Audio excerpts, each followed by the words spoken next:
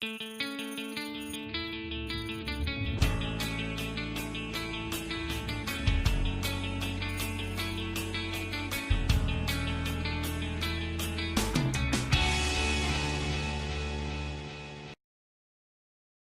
obviously the source that we all read was "What's Your True Age?" and it had a lot of good, like, factors, including what's your biological, psychological, and social age.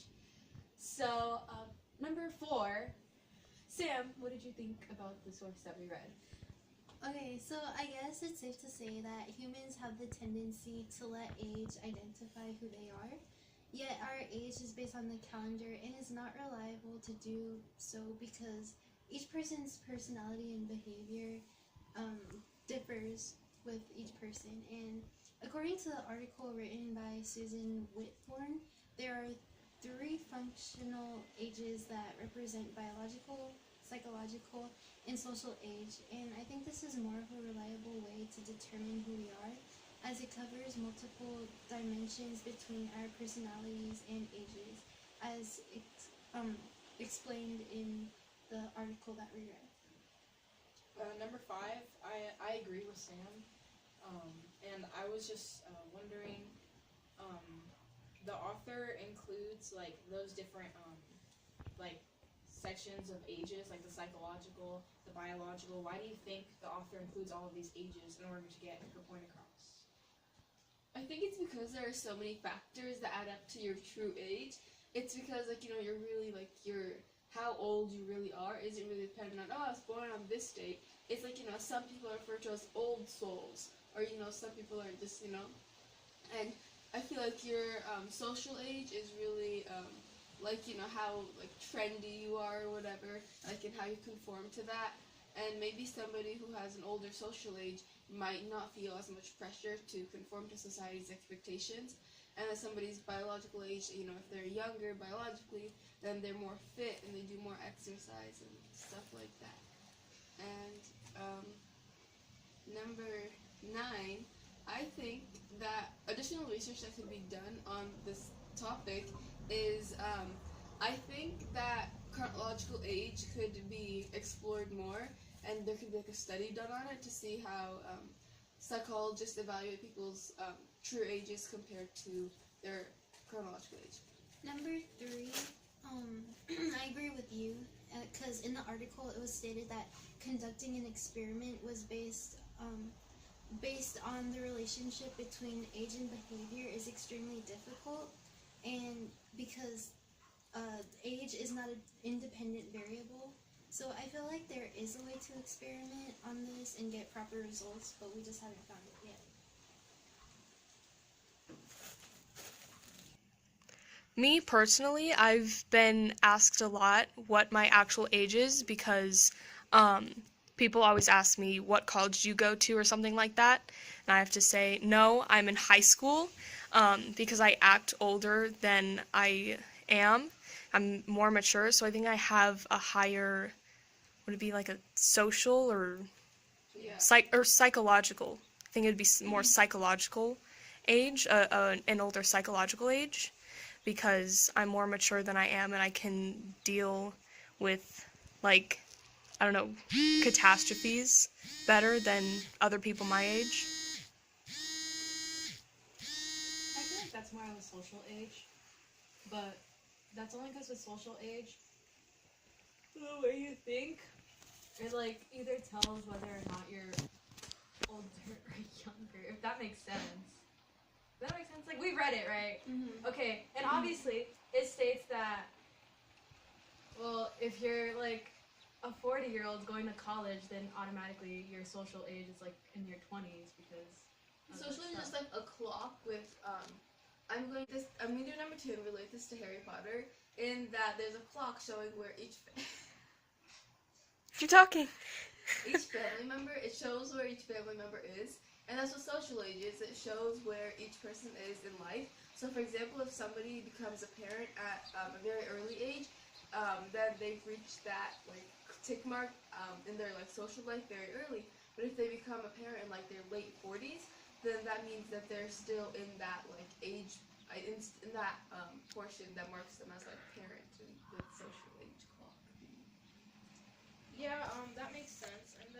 see I'm gonna use number 6 and number 3. And I'm going to say, use the evidence that the author gives. Why are you doing that? Keep talking. Okay. Here in the text it says, depending on how your life evolves, your social age may be much younger than the norm. You can become a parent for the first time in your late 30s or 40s, like Sarah mentioned. So Angelica, number 4, how would you relate this genre, this topic to your life? So I relate this to my life because I guess you could say biologically I'm 15 and a half, but chronologically I can be like older because I guess in a sense, depending on how I act or how I am personality-wise, I could be like 20 or that also involves the social talk. But I could be either like 20 or I could be 5. Like you at act times. different around different people? Yeah, mostly split personalities. Yeah, that too. I'm going to do number 5 and say that different situations can definitely bring about a different sense of formality or different like psychological age. For example, at school, we're expected to be more serious about our studies, but with our friends, we're usually more relaxed and we also usually are more carefree. Sam, how do you think you act with your friends psychologically? With my friends, I'm much more comfortable with them, and I think psychologically,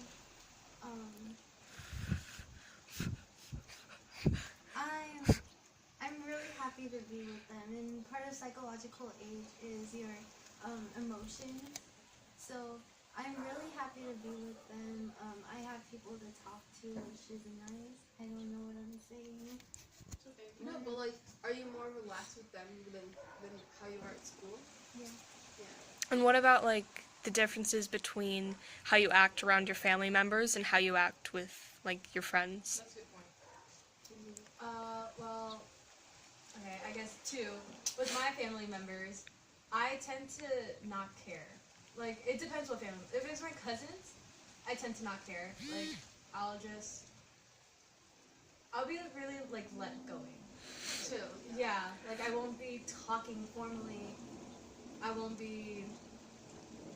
literally look like this. Like, I don't care. But when it comes to school, obviously, I feel like also our uniforms play a huge role in this because if we didn't have to wear uniforms, I'd probably show up like this. But in general with school, like, you have to be more, like, presentable so that teachers actually take you seriously. Or kids, for that matter. I'm gonna use number 5. The author mentions kind of like that age was created by us, so it's like ever so changing throughout history, because throughout history, like, times have changed. Like, in other like societies, people have like measured age by like different seasons instead of like the calendar we have today, that's 365 days. So the fact that people are judged by their age is kind of like contradictory to like different like civilizations or like just like different places in the world. I'm going to do number 1 because as stated in the article, we feel no different when we turn 16 or any milestone age, as we feel no differently from when we turn that age from when we were like 15 and 364 days old. We feel no differently. Yes, I'm going to do number 2. And most jobs require you to be at a certain age, but there are some people who can be in like 18 or 19 or in their late teens, and they may be very immature, but then there might be somebody in their like early teens, like 14 or 15, they may be as very mature, and I think that it's sort of unfair to let these very immature people who cannot really make decisions that are going to be helpful for them later in life, like, I don't think it's like they should be allowed to make these decisions while these other people who are mature aren't allowed to. Yeah, to go off with what you said, I'm gonna use 2 and 3. Maturity is very important, and it applies to the article a lot. It is very noticeable in today's society that people are defined by their chronological age. However, especially after reading the article, I decided that as we age, it is the maturity that defines us as a person. And I can relate this to real life. I remembered when I loved to play on the McDonald's playground or when I took my dolls with me wherever I went. But now that I look back at it, I'm like, ew. And I've grown to see that we've already started a transition from our childhood. And it doesn't have to do specifically with our age, but it's the maturity we gain from our experiences so far on Earth, which is related to our psychological age mentioned in the article. Number 5, do you think it's wrong for our society to judge people based on how old they are? Yes. Yeah, I do. I don't know what number that is, though. I do too. I don't know what number it is, but I do think that it's wrong that people judge us by our age instead of Number 5. Keep going. number 5. But I do think it's wrong people judge us by our age because a lot of us do not act our age. Like, you can see most of the kids at school, they'll be Super 15. immature. Yeah, they'll be 17, 18. They'll be seniors and they'll be acting like they're 6th graders, or there'll be some sophomores or 8th graders, and they'll be acting like they're College kids. yeah, like mature, and they'll get everything like all together. But then because they're so young, people always think less of them. Yeah, what would it be like? Relating Connect, to my- yeah, well, not relating to my life, but relating to what you said. I don't know. Okay, so 5, I guess. I agree because with like conflicts in my family and stuff, well, also 2, 5 and 2. With conflicts in my family and stuff like that, I always have something to say, but because I'm the youngest in the family, nobody wants to hear my opinion because it's like, oh, the baby of the family, she doesn't know what she's talking about, so. And also, number 2 again, like in politics, for example, you have to be a certain age to run for a certain office. But the thing is, there are some people who, like, even at that age, like at the age of like 35, they may not be ready for that amount of responsibility. And I think that maybe psychologists should have a role in picking who our political leaders are. For example, if somebody is not mentally healthy, or if they're not biological age, but if their psychological age is very, very young in a way that causes this person to act very immaturely, then maybe they should not be allowed to be in this position of power. Yeah, same with voting, like how you have to be 18 years of age to vote. But I know a lot of 8 to 18-year-olds who are super immature, who act like Andrew said, they act like 8th graders and 6th graders. So I do believe that psychologists and psychology should have a role in who gets to vote because, I mean, there are certain people who are my age that I believe are mature enough to vote, and certain people who are in their 30s and 40s who I absolutely do not believe they should be allowed to vote. Number 3, I agree with you. However, like it's part of the Constitution and part of our freedom for people at a certain age to vote. So I don't think we should kind of limit that. But however, like with the guns, all this, I guess, situations and conflicts about that I think should really incorporate psychological and psychologists before getting a gun, because we don't know who can get guns and stuff like that.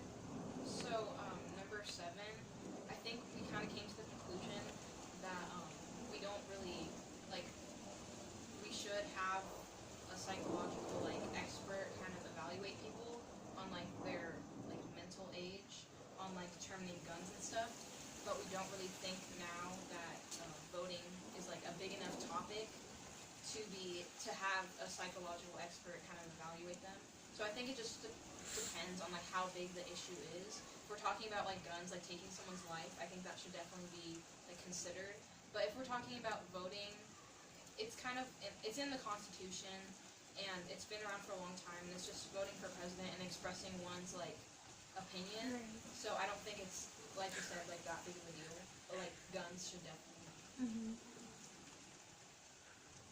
And I think that people who are in influential positions for young children should also be psychologically evaluated because they're very, they're in touch with like the next generation.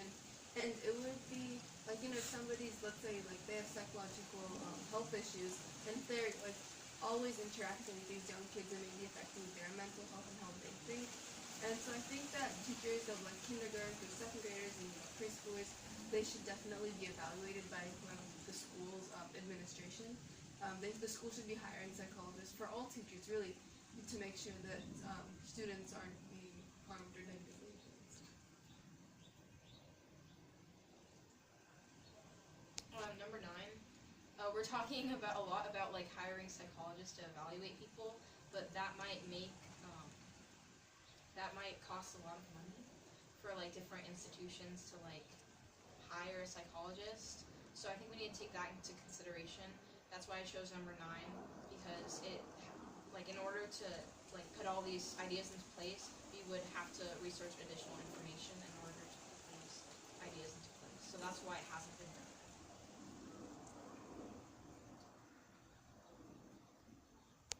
Would you like to say something, Peyton? Okay, number 4, Peyton.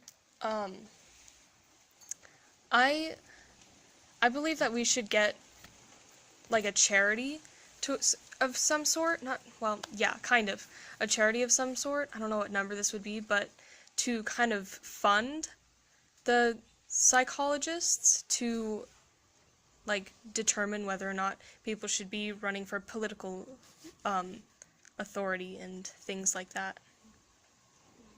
Number 3, I get where you're coming from, but I was just thinking that if we're in need of more psychologists, then it would be easier for people to get a job. It would create more opportunities for people to get a job. So I don't think that's really needed because I already know a lot of people who want to become psychologists. So it would just, make the opportunity for them to get a job as a psychologist bigger. I'm going to do number 8. So you're saying that maybe a charity could fund it and that it's necessary, and you're saying that it would create more jobs, but at the same time there are already a lot of aspiring psychologists. And I think that for a charity, maybe the parents of somebody who's been affected, or just somebody who's been affected by gun violence, if they have the means to, they could possibly create a charity and they could donate to this cause, and they could fund these psychologists, because yes, there are psychologists, but they might not be willing to do this for free, and there'd be a cost to hire them for the schools and the government institutions. And so I think that your guys' ideas could fit in nicely together, where there'd be more psychologists and their expertise would be paid for by people who want to see the benefits of it. Number 2, I'm not really like making a connection to my like past life necessarily, my future life. I don't know if I would really want like someone, like a psychologist evaluating me every time like I do something. Like if I did want to buy a gun, not that I do, but if I did want to buy a gun, like would I really want people like evaluating me, or like not just like by guns, but by like more things than guns? Like if we're like really like implementing like all these psychologists for like schools and like I don't Not know. necessarily for students, but for teachers. Oh, okay. Yeah. Like so when you apply for a job then? Yes, exactly. Okay. And it doesn't have to be all jobs, and no offense to people who have what are referred to as blue collar jobs, but they might not necessarily need this psychological this evaluation as much as people in government jobs or teaching positions. Like or people who actually directly affect other people. The society, yes. Yeah. Society as a whole. Okay. Angelica, number 4. Would you like to say something about what we're talking about, or like bring in a new idea? A new idea would be how does what was the other question I had? What's your question?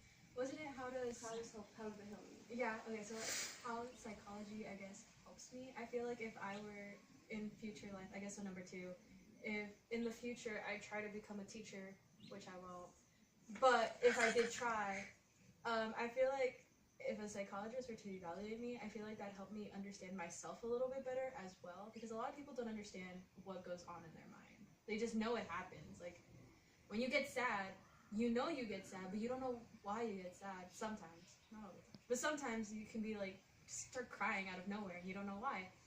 And so then it's like, if someone were to evaluate me in the sense of like, what is going on with me, I feel like that'd help me a little bit more know myself. Number 3. So is the psychologist like diagnosing us, or are they literally not gonna hire us because like our mental age is like down here? Not necessarily. Just like if somebody has serious mental issues, like if they have like a lot of bottled up rage, which may negatively affect who Me. who they're working with, then that could be a reason. It could be a reason for not hiring them, but it wouldn't be just their mental age that they're evaluating. You can't say, oh, you're too young for this job. It would be like a combination of multiple factors. Oh, you're not mature enough for this job, and we don't think you're healthy enough, and blah blah blah. So again, I'm gonna do number 5. I think society has created like this chronological age system because an average of people are like more mature at number 18. So I think that's why that happened. But I think I'm going to relate this to AP Human Geography and do the demographic transition model. And that I think that with longer lifespans with humans, I think that people are more reliant on their parents for a longer amount of time.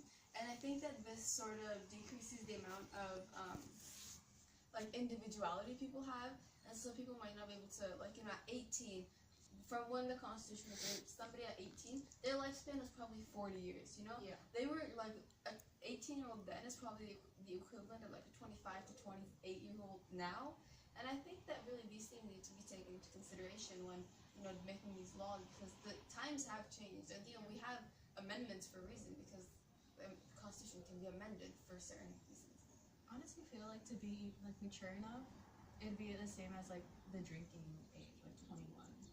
Because like this whole entire like you're mature enough when you're 18, like that's not true, because once you're 18 you're still like I'm pretty sure it's like your id or your ego. It's one of those that's still still trying to grow and still trying to figure themselves Yeah, out. human So brains aren't really fully formed until you're about, like, 25. yeah. So I feel like you're mature by 21. And I think the reason the drinking age is 21 is because drinking, you're not really like conscious of what you're doing. Plus, there isn't really a 100% guarantee that that person who's drinking isn't going to go and drive. And I think that, 18-year-olds can, there obviously are a lot of people who do it illegally. And I think that basically the reason why this is such an enforced rule is because they don't want people to be harming others while they're intoxicated. Number 4, Sam, do you have anything to say about this? So Sarah brought up a good point where she mentioned that so kids are starting to rely more on their parents. And number 5, I was just thinking of this one time where I watched it on the news. It was about a guy who was sued by his parents because he didn't leave their basement. And I just saw how this guy looked. Like, his hair was long. It looked like he wasn't taking care of himself. And I was just thinking, like, this is really sad, like, it's gotten to this point where a lot of people are actually like, behaving that way. Peyton, what do you think about this? And do you think going to in-state or out-of-state colleges can influence a student's or a person's Like maturity? yes? Not to diss on America or anything. Again, I don't have my sheet, so I don't know what number this is. But I think more Americans tend to be less mature.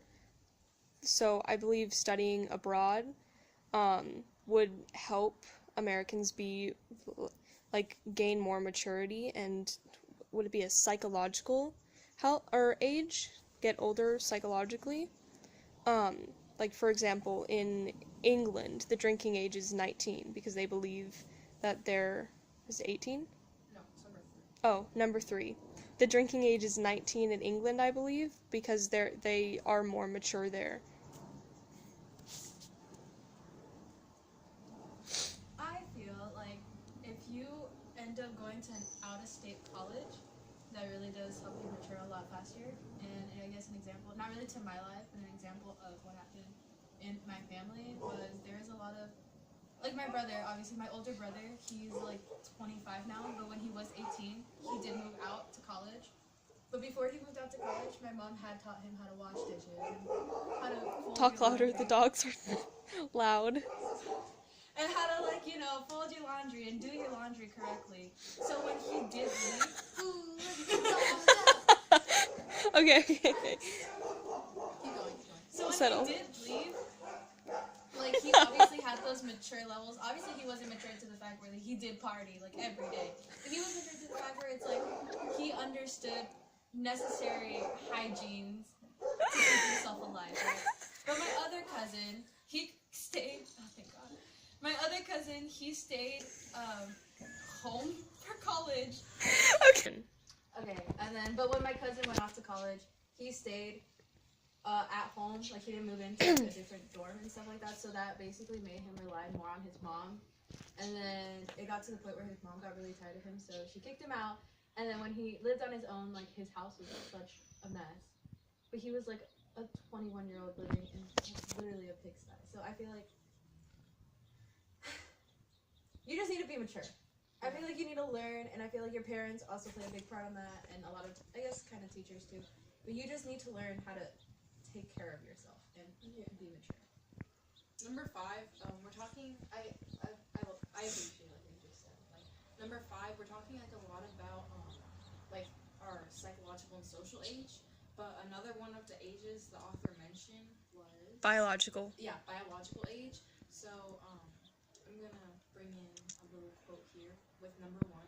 It says, "Our functional biological age is the age of our body systems. This takes into consideration how old someone is on the inside and not like someone only on the outside.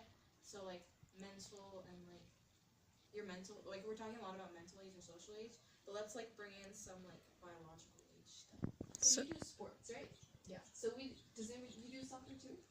And do you two do sports? What do you do? I do golf. And you? Watches Netflix. I'm lazy. So the 4 of us each do sport, and I think that helps keep our biological age younger because, you know, by constantly like lifting, My biological age is 58. by constantly like, you know, working out, we're increasing our body strength, and also I would say by doing outdoor sports, we're increasing our immunity against certain diseases. And Peyton, what is your motivation for doing or not doing a sport? I don't like meeting new people, so I don't want to be a part of a team. That sounds so mean, but I really don't. So I would don't. you say your psychological age affects your biological age? That's a good question. Oh, sorry. Yeah, I believe that takes a huge toll on your biological, because, you know, if you are, like, I'm fat, and I'm always going to be fat, and this is an example, Aaron, I'm not talking about myself, but I am.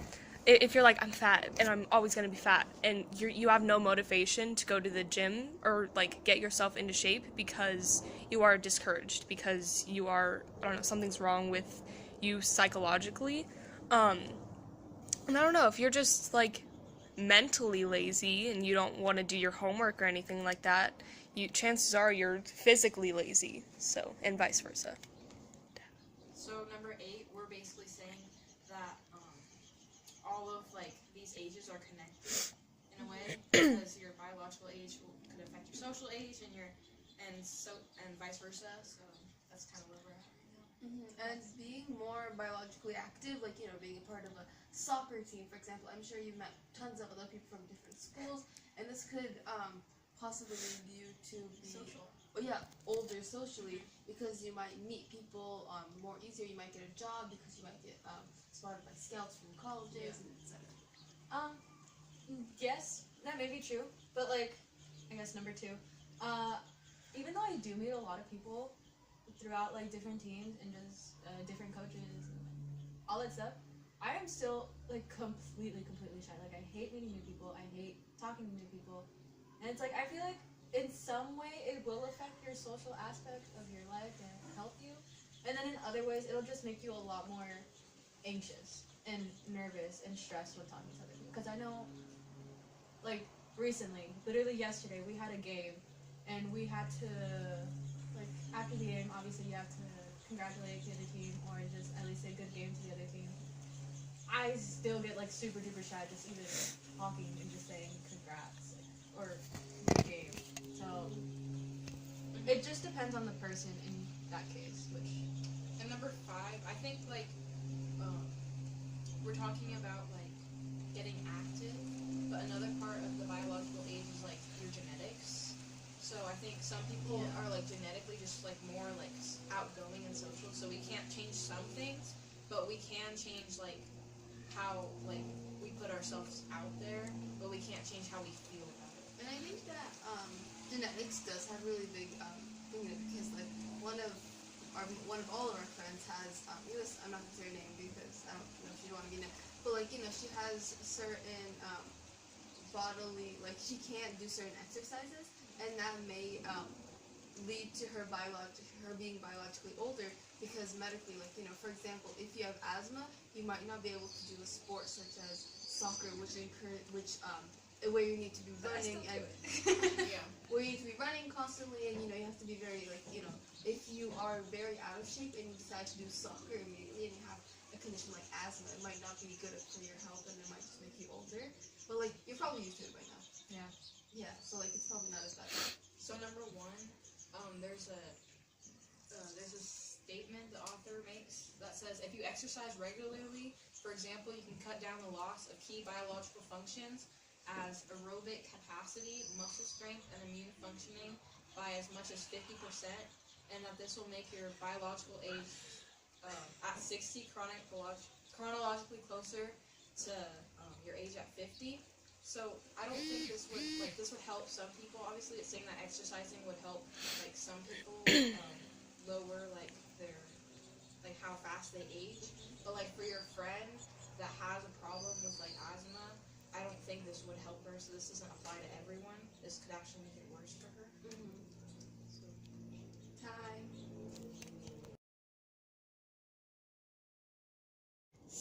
So I feel like this is